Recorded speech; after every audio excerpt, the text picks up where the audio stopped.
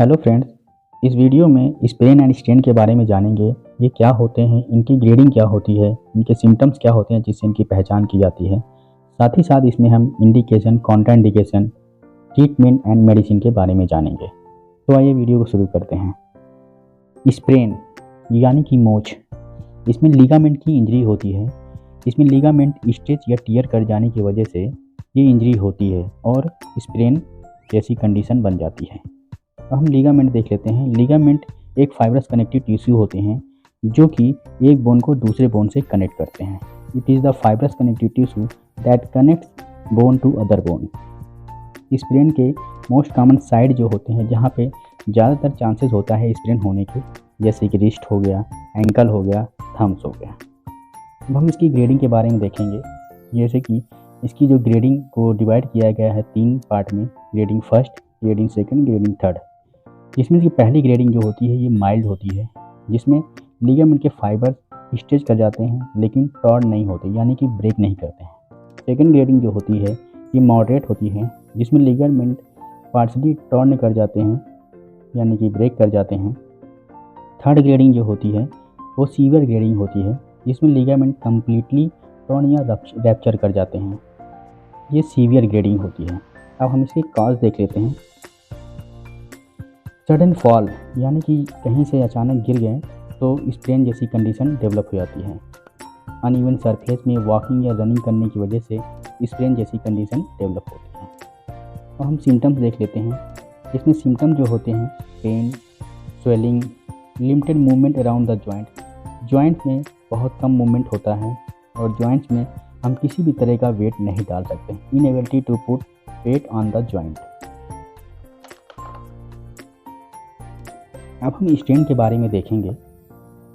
Strain में ligament और muscles की इंजरी होती है, यानी कि इसमें मसल्स और टेंडन ट्विस्ट या पुल या टियर कर जाने की वजह से स्ट्रेन होता है, यानी कि एक खिंचाव जैसा हो जाता है। हम टेंडन के बारे में जानेंगे। Tendons are fibrous connective tissue that attach muscle to bone, यानी कि टेंडन मसल को बोन से जोड़ने का काम करते हैं। इसके कुछ कॉमन साइट्स होते हैं, जैसे कि shoulder, neck injury, back injury, hamstring injury, यानी कि थाई के पीछे की मसल्स में इंजरी। इसकी कुछ ग्रेडिंग होती है, जैसे कि माइल्ड ग्रेडिंग, यानी कि ग्रेड फर्स्ट में माइल्ड ग्रेडिंग होती है। इसमें मसल फाइबर जो होते हैं वो स्ट्रेच कर जाते हैं। सेकंड ग्रेडिंग मॉडरेट होती है, जिसमें मसल्स फाइबर टर्न या डैमेज कर जाते हैं।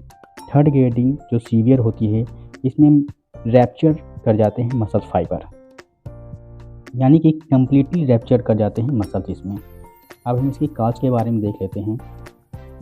जैसे कि कभी कभी ओवर एक्सरसाइज करने की वजह से मसल्स में फटीग हो जाता है, जिसकी वजह से स्ट्रेन आ जाता है। पुअर फ्लेक्सिबिलिटी की वजह से भी स्ट्रेन होता है, यानी कि जहाँ पे फ्लेक्सिबिलिटी कम है, अगर आपने ज़्यादा फ्लेक्सिबिलिटी कर दी, वहाँ पे ज़्यादा स्ट्रेच कर दिया, उसकी वजह से स्ट्रेन हो सकता है। लैग ऑफ स्ट्रेंथ, यानी कि आप जैसे जिम में गए और आपने आवश्यकता से अधिक वेट उठाया, जिसकी वजह से वहाँ पे स्ट्रेन हो सकता है। नो वार्म अप बॉडी को वार्म अप नहीं किया आपने। कोई भी एक्सरसाइज या कोई भी स्पोर्ट एक्सरसाइज परफॉर्म करने से पहले आपको बॉडी को वार्म अप करना है। डिहाइड्रेशन की वजह से भी स्ट्रेन हो सकता है। सिम्टम्स, पेन, सबसे पहले तो इसमें पेन होगा, मसल सोरनेस होगी, लिमिटेड मूवमेंट होगा, स्वेलिंग होगी, मसल स्पैजम होगा, मसल स्टिफनेस होगा, मसल्स क्रैम्प्स होंगे। एक बात यहाँ पे ध्यान देने बात है कि जब भी आपको मसल सोरनेस हो जाए या मसल स्टिफनेस हो जाए, मसल सोरनेस में आपको कोल्ड पैक का इस्तेमाल करना है, मसल टाइटनेस में आपको हॉट पैक का इस्तेमाल करना है। अब हम इसमें ट्रीटमेंट देखेंगे। इसमें हम बोथ स्प्रेन और स्ट्रेन दोनों के ही ट्रीटमेंट देखेंगे। एक इसमें ट्रिक है जिसे हम प्राइस बोलते हैं, यानी कि जब भी आपको स्प्रेन या स्ट्रेन जैसी कंडीशन आ जाती है तो आप तुरंत उसके बाद क्या करना है आपको, वो इसमें हम देखेंगे। जैसे कि आपको प्रिवेंशन करना है, जैसे आपको प्रिवेंशन में क्या क्या करना है, जैसे कि आपको जैसे स्ट्रेन या स्ट्रेन जैसी कंडीशन डेवलप हो गई है तो आपको मसाज नहीं लेना है, किसी भी तरह की स्ट्रेचिंग नहीं करवानी है, आपको तुरंत ही रेस्ट करना है, आपको आइस लेना है, यानी कि बर्फ़ से सेकाई करना है, आपको बैंडेज से कंप्रेशन करना है, आपको इंजर्ड पार्ट को एलिवेशन करना है। P से प्रिवेंशन, R से रेस्ट, I से आइस, C से कंप्रेशन बाय बैंडेज, E से एलिवेशन। जब भी आपको स्पेन या स्ट्रेन जैसी कंडीशन हो, आपको 72 घंटे यानी कि 3 दिन के बाद ही आपको ये सब जैसे कि मसल्स में strengthening, stretching exercise, warm up before sport activity, ये सारी एक्सरसाइज आपको जो है 3 दिन के बाद ही आपको परफॉर्म करनी है। मसल्स स्ट्रेंथ इंक्रीज करवाना है, स्ट्रेचिंग एक्सरसाइज डेली करनी है, स्पोर्ट एक्टिविटी परफॉर्म करने से पहले बॉडी को वार्म अप करना है। नोट पॉइंट यहाँ पे ये है कि आपको यदि कभी भी एक्यूट इंजरी होती है तो स्ट्रेचिंग या रेजिस्टेंस जैसी एक्सरसाइज को अवॉइड करना है हमेशा।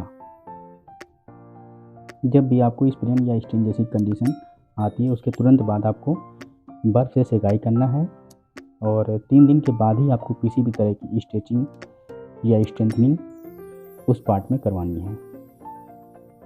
जब भी आप मसल्स की सिमेट्री बनाने के लिए दोनों साइड की एक्सरसाइज को आपको डेली करवानी है और सिमेट्री या balance muscle so both side will be exercise. तो हम इंडिकेशन के बारे में जान लेते हैं।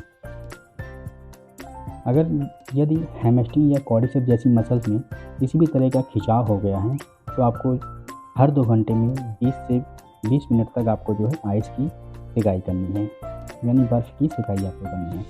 जैसे खेलते समय या कोई भी स्पोर्ट्स का काम करते समय हैमस्ट्रिंग या क्वाड्रिसेप्स जैसी मसल्स में किसी भी तरह का खिंचाव आता है तो आपको ये काम करना है, यानी 20 मिनट तक एवरी 2 आवर्स आपको आइस की सेकाई करनी है। कॉन्ट्राइंडिकेशन इसमें क्या होते हैं, जैसे कि avoid the harmful factor for 70 hours after injury, यानी कि इंजरी के 72 घंटे तक आपको कुछ हार्मफुल फैक्टर्स होते हैं जिनको आपको अवॉइड करना है।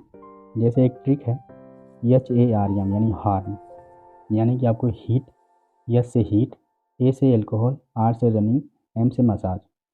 आपको हीट नहीं लेना है, यानी कि किसी भी तरह का हॉट पैक नहीं लगाना है। यदि आप ऐसा करते हैं तो वहाँ पे ब्लड का सर्कुलेशन इम्प्रूव हो जाएगा, यानी कि इंक्रीज कर जाएगा ब्लड का सर्कुलेशन और हीलिंग में डिले हो जाएगा और वहाँ पे स्वेलिंग के चांसेस हो जाएंगे। अल्कोहल नहीं लेना है, यानी कि आपको ड्रिंक नहीं करना है। यदि आप अल्कोहल लेते हैं तो वहाँ पे ब्लीडिंग और स्वेलिंग जैसी कंडीशन डेवलप हो जाएगी और हीलिंग में डिले हो जाएगा। रनिंग या कोई भी एक्सरसाइज को परफॉर्म नहीं करना है। अगर आप ऐसा करते हैं तो वहाँ पे टिश्यू डैमेज होने के चांसेस हो जाते हैं। किसी भी तरह का मसाज आपको नहीं अप्लाई करना है। अगर आप ऐसा करते हैं तो वहाँ पे ब्लीडिंग और स्वेलिंग के चांसेस बढ़ जाएंगे, जिससे हीलिंग में डिले हो जाएगा। एक यहाँ पे कुछ पॉइंट्स हैं, जैसे कि हार्ट टिश्यू इंजरी, इसमें जो है बोन का इन्वॉल्वमेंट होता है। सॉफ्ट टिश्यू इंजरी में skin, muscles, tendon, ligament, cartilage का इन्वॉल्वमेंट होता है। अब हम मेडिकल ट्रीटमेंट के बारे में देखेंगे। मेडिकल ट्रीटमेंट में आप NSAID ले सकते हैं, यानी कि non steroidal anti inflammatory drug का यूज कर सकते हैं। जैसे इसमें कॉम्बिनेशन की मेडिसिन होती है ब्रोमेलेन प्लस ट्रिप्सोन। ट्रिप्सोन का काम एंजाइम, ये एक एंजाइम होती है जो कि प्रोटीन का डाइजेशन का काम करती है। ब्रोमोलेन ये पेन, मसल्स और सोननेस और बर्न जैसी कंडीशन में यूज होती है। कुछ इनके ब्रांड नेम होते हैं, जैसे काइमोरोल। कुछ क्रीम होती है, जैसे आप इंजर्ड पार्ट में आयोडेक्स जैसा लगा सकते हैं। कुछ जेल होता है जैसे डायनापार, ये स्पेशली स्प्रेन या स्टेन में यूज करते हैं, लेकिन कभी भी इसका यूज बर्न या वुंड में नहीं करते हैं। एक और जेल है नोबेल, इसका भी यूज कर सकते हैं। इनको आप 3 से 4 टाइम अप्लाई कर सकते हैं। सीवियर पेन है तो आप नॉर्जेसिक या टैंटम कैप्सूल ले सकते हैं। एनाल्जेसिक में भी जैसे आइबुप्रोफेन, जो कि फीवर, पेन, इन्फ्लामेशन को कम करने में यूज होता है। पैराक्सिकेम स्टिफनेस, टेंडरनेस या सोलिंग में यूज होता है। इन सभी मेडिसिन को आप लेने से पहले अपने डॉक्टर से ज़रूर सलाह ले लें। आई होप ये टॉपिक आपको समझ में आ गया होगा। यदि आपको इस टॉपिक से रिलेटेड कोई भी क्वेरीज हो तो आप कमेंट्स बॉक्स में पूछ सकते हैं। Thank you.